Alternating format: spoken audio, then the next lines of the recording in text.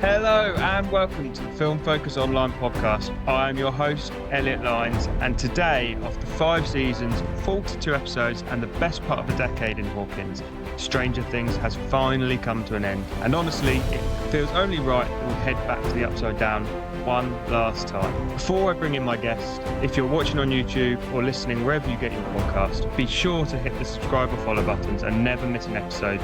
So, let's get into it. I'm joined today by Stranger Things lover and expert. It's Shauna Bushe. How are we doing? Hi, Elliot. I'm good. How are you? Yes, very well, very well. It's a new year. How's your new year started? Bit like mine, I think. It's been good. I started off really poorly. Just start as we mean to go on, I guess. Well, we started the new year on January 1st with the finale of Stranger Things. How did that go for you? I know you stayed up past AM to watch it as well. I did for every single volume. Volume 1, Volume 2, I stayed up. I couldn't rest. I needed to know what happened. Mm-hmm. And I think the finale was the best 2 hours of my life. I loved Amazing. it. See, I didn't stay up till 1 a.m. I have to say. We watched it on the day of release, but we did have to avoid spoilers. We have to avoid social media for a good few hours that morning. Every time we went to go on, you go on your phone just to, as you do, just flick through and you're like, no, can't do that today. So, what are your thoughts then on the big finale of the 2 hours that we got? Honestly, as I said in my review, I thought it was the perfect ending. Everyone deserved a happy kind of, finish to their character story. And I think everybody got that, like in Core 4. Yeah. Finishing the finale, how it kind of began. I just thought that was just so sentimental and bittersweet. You finally got Hopper and Joyce together, the teens as well. I found their interaction a kind of Breakfast Club vibe. How they all kind of came connected to say kind of a goodbye, and I loved it. It was I'm not gonna say, I mean, I did love it, and it was also perfect in the endings for everyone. But I will say as a whole, there were kind of some hit and miss moments. How the Will's coming out monologue was longer than the actual fight scene with the mind flayer, like that could have been kind of prolonged a bit more, because that's all it kind of came down to. I think that's the issue I had with the finale is when the spoiler alert, by the way, for anyone who hasn't seen it, if you haven't seen it, not sure why you're listening, but when they do finally defeat Vecna, press pause to see how long you've got left, and there was still 45, 50 minutes left, and I was a bit like, well, is he gonna, like, normally if you've got that amount of time left in an episode or something like that, that's not the end, there's going to be another thing. I didn't mind, them wrapping up with that sort of 50 minutes of spending time with each character, which was really nice. But like you said, that moment that they are fighting Vecna and the finale to beating Vecna lasts 5-6 minutes. Is that right? Is that right? Roughly about, I think, about 5 to 10, in between that amount of time. Yeah. Which after 41 episodes seems a bit condensed. Yes, massively. So other than that then, do you think the finale sort of stuck the main landing of that conclusions of 10 years of TV? Well, yeah, and I think it came down to Joyce, because her being the one to finally end Vecna was pivotal point for her character. It's funny actually. I said to my other half while watching it before all that happened, I said, Joyce hasn't done too much since they got to the abyss. I know, she was just kind of like stood guarding Will. She barely had any dialogue or anything. I actually said that to myself. I was literally sat on my floor in front of my TV, couldn't move, cuddling my jumper, cuddling my blanket. I was like, "Oh my God, what's going on?" I was like, "What is Joyce doing?" Like, she's not said anything. She's just kind of standing around, like, and then she had her big moment. I was like, "Oh, okay, right, okay, that was a okay. I can deal with that." And you think then out of all the main characters, you think she had the most satisfying conclusion compared to all the main other core characters? Obviously, we got the Maxes and stuff that came in a bit later. You've got the core sort of 6, I'd say, characters that have been there from day one. Do you think Yeah. she had the sort of main conclusion, main satisfying conclusion? I think so, yes, because it started with Joyce and Will. I mean, Hmm. like the whole kind. I know, like 11 was the one who opened the gate and kind of started all of this, but it really all of it kind of kick-started because of Will Hmm. being in the Upside Down and Joyce and everything, and for them to kind of conclude it, I think, yeah, that full circle moment was, yeah, the best for me. One thing that I know me and you speculated about before this final episode was who was going to make it. And actually, for me, I know 11 didn't make it. Having most of them make it, not including 11, I think we kind of knew that she was going to get her ending like that because, you know, they hinted at it in the in volume 2 as well. Mhm, But I think having all the cast get through where it didn't quite hit as emotionally for me as I thought it was going to, the finale, but I mhm. was happy at the end that they have all come out of it, I say unscathed, you know. And I think that worked well for me is the fact that they didn't choose to kill off Steve and, you know, Robin and have all of these emotional moments. I think that worked well. How did you feel about that, that they didn't choose to kill off these main characters? Honestly, the fact they didn't kill off Steve, I swear I grew a couple of grey hairs just stressing over it. But I will also say, I think what elevated, like, season 1 was Barb's death. Like, that Hmm. was a really big tonal shift in the whole show. And then obviously in, season 2, Bob, Hmm. dying, and then season 3, you've got Billy, season 4, you've got Eddie. Every single season had a really big emotional departure, and season 5 kind of lost that. It was Hmm. all I think it would've made a difference if Swan character kinda I don't know who, I don't really want to lose any of them, but in the other seasons, we did have a choice. Somebody that we cared for died, and I think season 5 should have had that. I mean, Callie, Yeah. she wasn't as big of a character as the rest of them, so her departure No, didn't really didn't really matter mean as much. anything. No. Yeah, I get that. And like you said, those characters that have died in those seasons, to be fair to them, they were only sort of one season characters. Mm, Would you say that they sort of killed them off?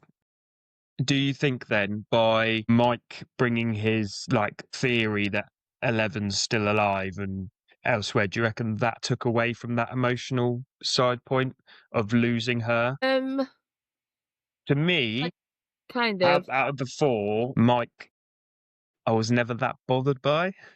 yeah, yeah. So Mike and Eleven's relationship didn't really sort of resonate with me. So actually, his reaction to losing her didn't hit me as emotionally as, say, if Dustin were to lose Steve or Steve was to lose Dustin, you know, that either way.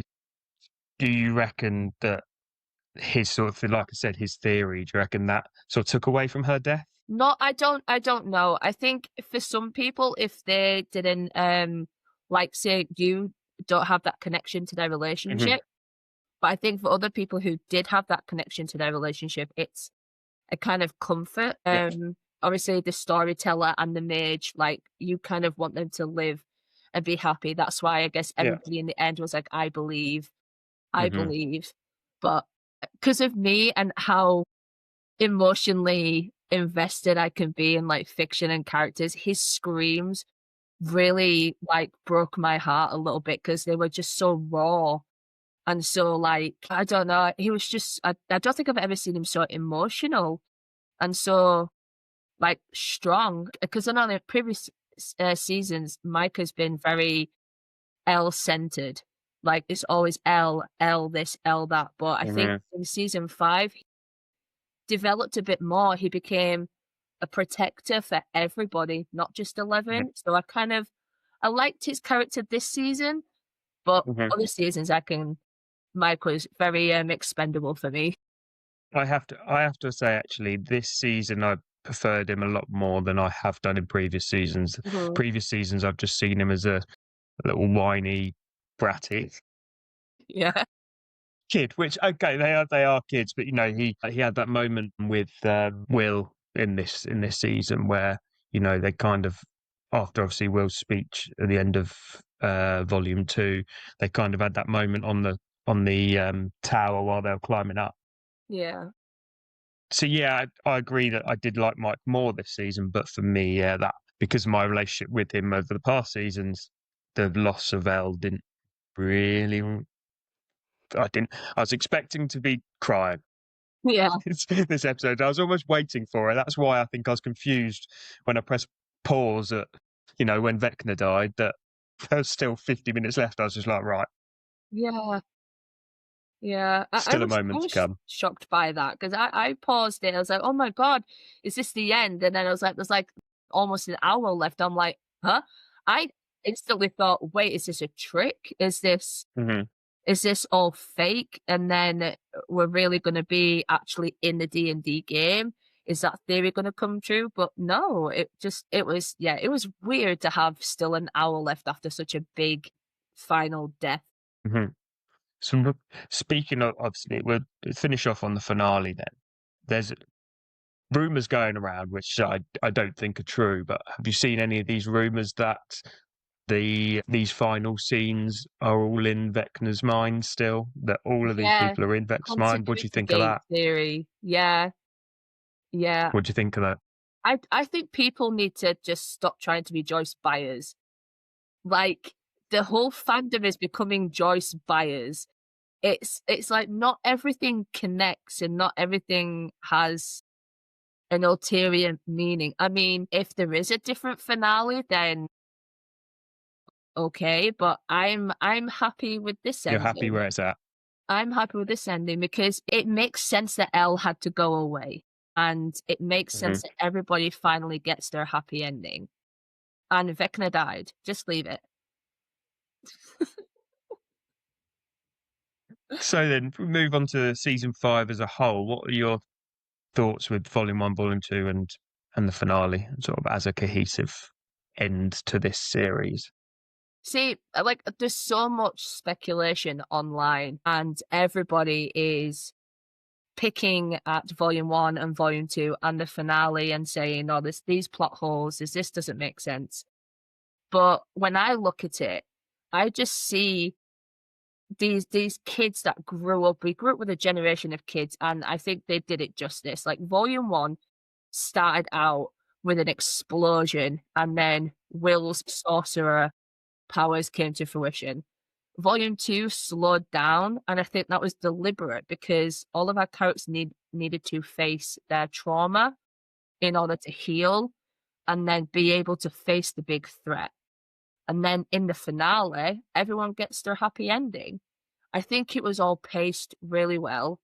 For me, it just worked and made sense. And the way they release it sort of help with that flow, do you think? The releasing the sort of 4 episodes early December and then some later on, and then wait for the finale. Do you think that helped build anticipation for each section? Or would you have Mm. preferred them just to go, "Here you go," like the normal Netflix model? I don't like the split seasons thing Hmm. because they're doing it with Bridgerton, they did it with Wednesday, Right. they're doing Yeah. it with a lot of things. I mean, I understand why they kind of wanted to drag it out over Christmas. And because it was the big finale, they probably just wanted to prolong it as much as they could. Hmm.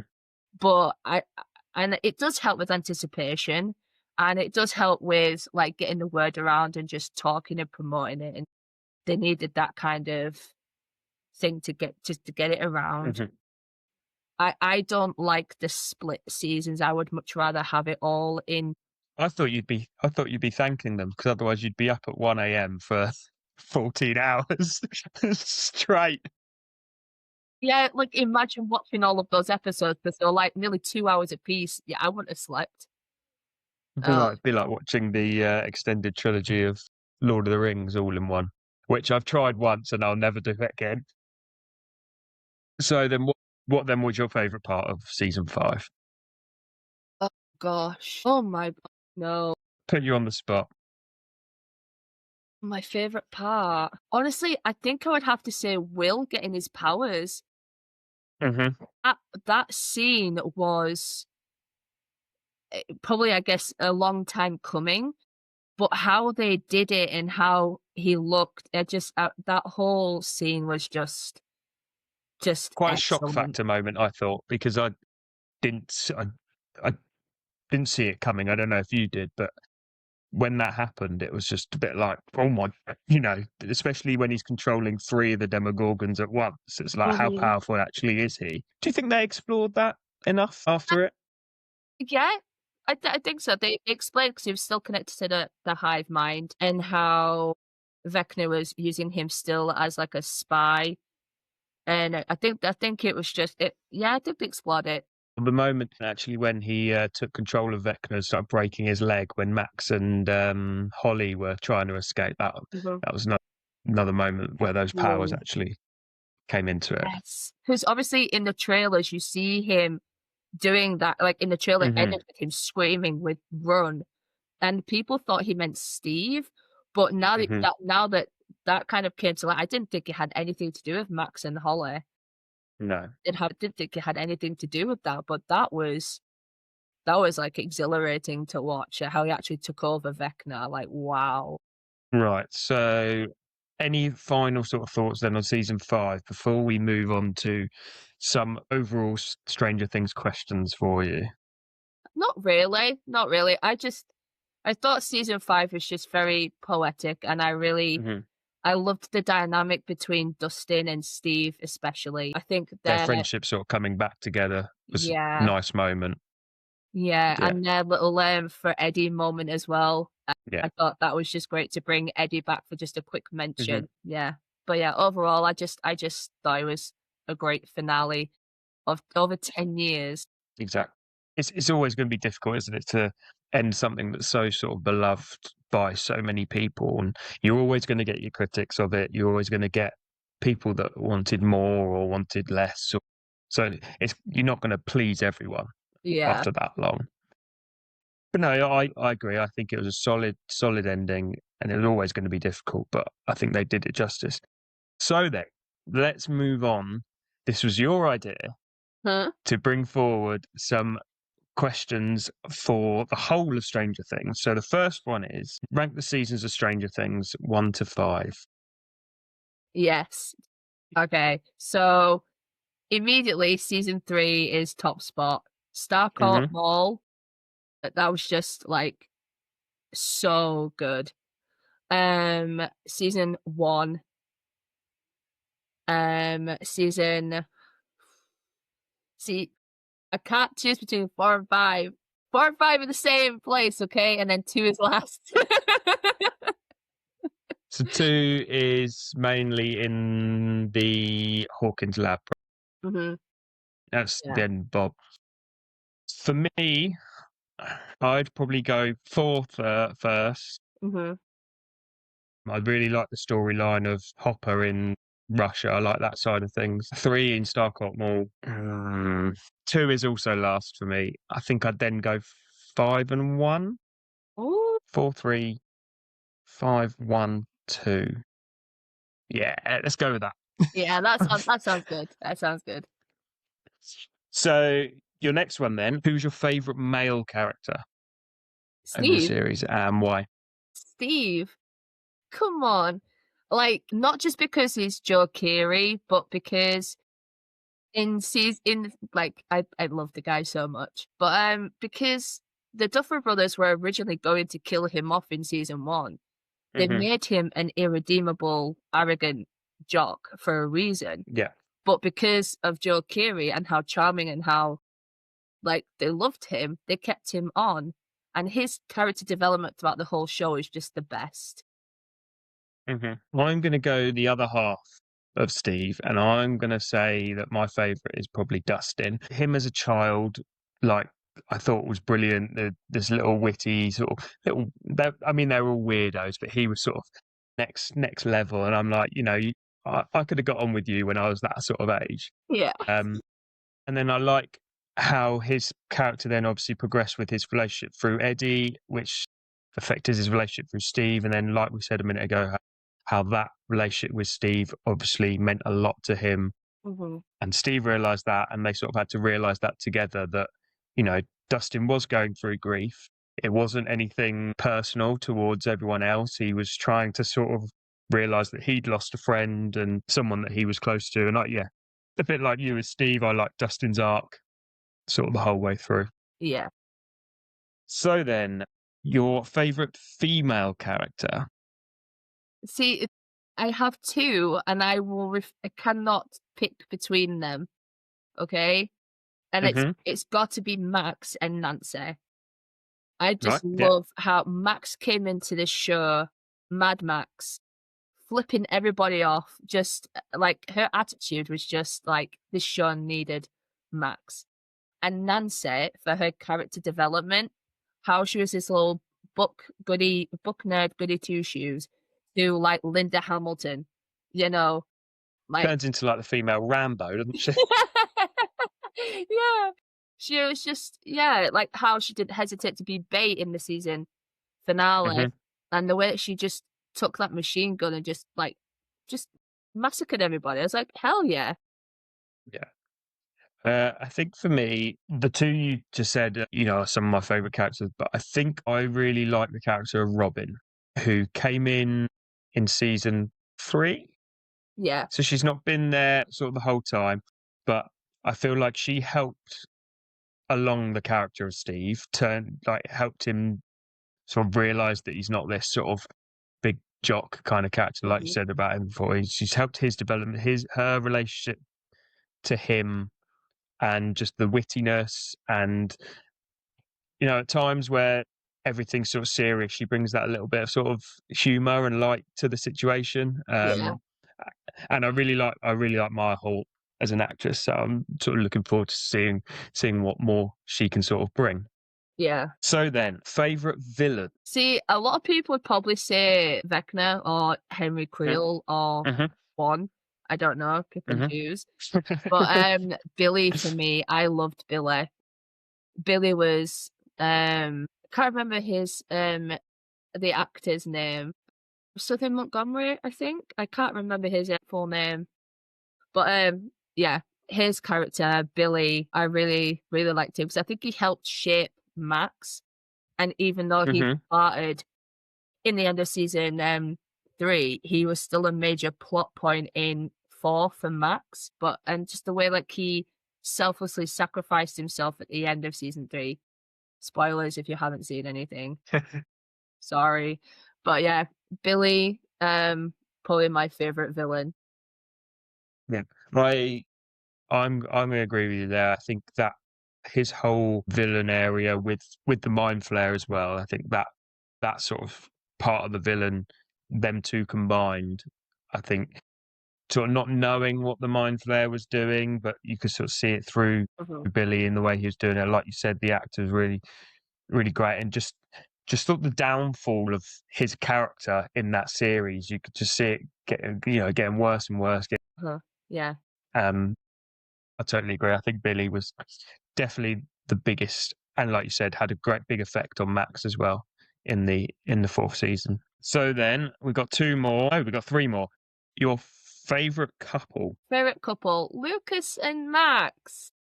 Lucas and Max, come on. Well, Lumax, actually. Lumax. Like, they finally got their cinema date. I don't need to say anything else. They got the cinema date. And the fact that they were each other's first kiss in real life. Like, the little child actors, they hadn't kissed anybody else before, and they were their first kisses. I'm like, oh. Yeah, Lumax till the day I die. This is a struggle for me, this one. I mean, I like the development of Hopper and Joyce's relationship through the series. Yeah. Joyce annoys me a little bit because she talks about being a not being a good mum, and I just sit there going, well, you flew off to Russia and left, and left them, and I'm a bit like, you haven't been great. I actually quite like Joyce and Bob because I think Bob deserves a mention. Mm-hmm. Especially, I think he was a big part of season 2. Mm-hmm. You can tell by your face. But that relationship of going into this family that's obviously gone through what's happened with Will in season 1, him going missing, coming back, Mm-hmm. and almost trying to make it normal for them again, and Yeah. battling with this, with a kid that might not want you to be there or something like that, but he's just trying to bring a bit of light to a family that's had a lot of dark. So him and Joyce's Yeah. relationship, I think, was really beneficial to that series, Yeah. and a very sad death as well. Best friendship. I think we're both going to say the same one here. We better say the same one. Dustin and Steve. Dustin and Steve. Yeah, 100%. Like, they were so You don't cute. mean Steve and Jonathan? Yeah. Dustin and Steve. Hell yeah. Yeah, they're Yeah, so good. Like, I agree. when they're in when he comes to see him when he's working at the Chips Ahoy at the place, or Mhm. Chops Ahoy, can't remember what it's called. He's just been And away for the summer as well, hasn't he? Mhm. And they do the little handshake and things, and Yeah. Robin's just there like, why do you know so many kids? I think that season is definitely the best for them. Obviously, they're them two, Robin and I can't remember her name. Vicky? What's Lucas's sister It's called? Erica. Erica. Those 4 together are fantastic in that season, I feel. But yeah, Dustin and Steve throughout, perfect. So then our final one is the saddest death. Oh. Just like immediate PTSD, like immediate flashbacks and all sorts. Like Eddie Munson, that death literally like broke my heart. I think it's up there as the saddest death in all of television, like up there with Yeah. Glenn from The Walking Dead. It Yeah. was Oh, that was hard. Glenn in The Walking Dead. That was a hard night. yeah.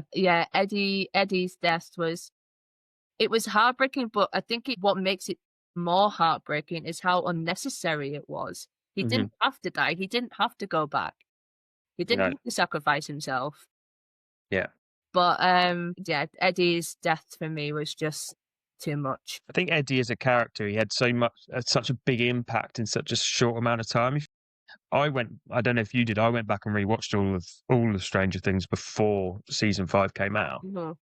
And actually, you don't see that much of Eddie past, first episode. He's hiding away until those final moments. But he had such a big impact, and in the moments he was there, he became a beloved character. And I think, Yeah. I totally agree with you that his death, unnecessary as it was definitely the saddest. And just him saying, I didn't run this time to Dustin, Yeah. and it's sort of like a moment of his character, like not not realizing what he may have done in the past. I'm trying to say he's like, he's saying like, I did something great this time Mhm. to help people, wasn't selfish or whatever. But Yeah. yes, that's just the end of those sort of questions. There's a few rumblings of future projects. What do you feel about these? There's the animated project, I think, that's going to be set between season 2 and 3. Is this something you're going to be jumping into? I didn't know anything about an animated one. All I've heard about is Nancy's spin-off. I've not heard about that. Oh, there you go. Yeah, Nancy's supposed to have a spin-off, which I think will be exciting because obviously she's very detective-y and very investigatory. So I think it'll be a really cool detective spin-off series. Yeah. And I would like to think Hopper would get a spin-off because in the end he mentions about going to Montauk and they're looking for a chief of police there. So it'd be cool if him and Nancy maybe team up or something. So yeah, I'm good with some spin-offs. So yeah, I think so. The animated one is going to be called Tales of 85, and I think it's set between the season 2 and season 3 with the sort of main characters, which doesn't surprise me. How about any sort of prequels? Do you see them sort of happening? There's, about the stone that Yeah, Henry finds. That sounds like that. I'm a Although I little have bit heard, confused about the stone yeah, thing because they say they're doing a spin-off and it's something to do hmm with the stone, but it's not anything to do with the Hawkins or the Upside Down or Henry hmm or the actual gang, the gang hmm themselves. And it's like, well, why? That won't make sense because the stone is in here with Henry. yeah, So how are you gonna be able to detach? they're going to connect. Yeah, how? So I'm a little bit confused with that. I do wonder if they're going to do anything because obviously there's a stage show, isn't there, which is called The First Shadow, Yes. I think, and that's set before all of this has happened in Hawkins. So I do wonder whether they're going to maybe link stuff maybe to that. Yeah. I do believe there were a few things in season 5 that could potentially link to that already. Yeah. That if you haven't obviously seen the stage show, then you're not going to know about. No, I Maybe if haven't you seen have, that then yet, actually. it might sort of explain a few things a bit more. So then, final thoughts. Your final thoughts on Stranger Things.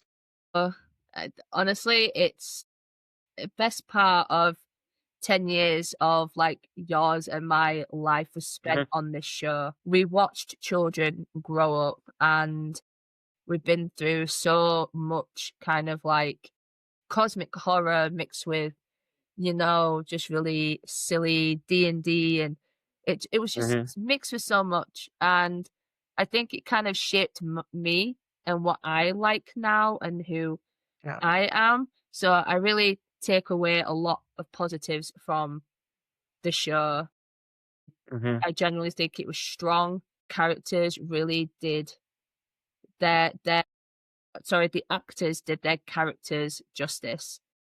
And the Duffer Brothers really brought their end game. Like I titled my review, I thought mhm, this was their Avengers Endgame, and I really liked it. yeah. I totally agree. It's like you said, it's something that.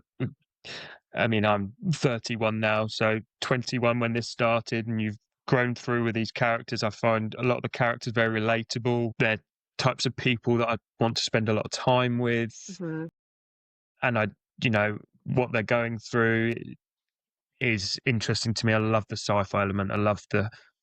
I think it started off with that horror angle, really, didn't it? And it did sort of go into that sci-fi horror Mhm. as it went through, which doesn't bother me. You know, bring me all of that nerdy shit. Yes. I'm happy to go through with that. Even watching this, I've never played Dungeons and Dragons. I'd love to give it a go. Trust me, it's a lot of fun. D&D, it could go on for Not sure I've hours got and the hours. imagination for it. But I've seen people play it before. Watching these characters do it, I think to myself, yeah, I'd probably enjoy that. Whether sit there for 5-6 hours going through a campaign. But yeah, so thank you very much for joining me. It's a sad day that we're at the end of this show. Hopefully a couple of these new ones brings a little bit back for us and they don't stamp it to death like they do everything else. Yes. But anyway, that brings us to the end. So like, rate and subscribe wherever you're watching or listening. You can find more of our work at filmfocusonline.com. Follow us on all socials at Film Focus Online. You can find Shauna on X at Cinema of Screams. Where else? Instagram? Anywhere Instagram, like the that? same name. Yeah, and I am bringing back my YouTube channel, which is also Cinema Screams. So yeah, check me Excellent. out on all of those platforms. Go subscribe, follow, and don't miss any of our episodes. We'll be back with some more great film discussions. Thank you for joining us. Goodbye.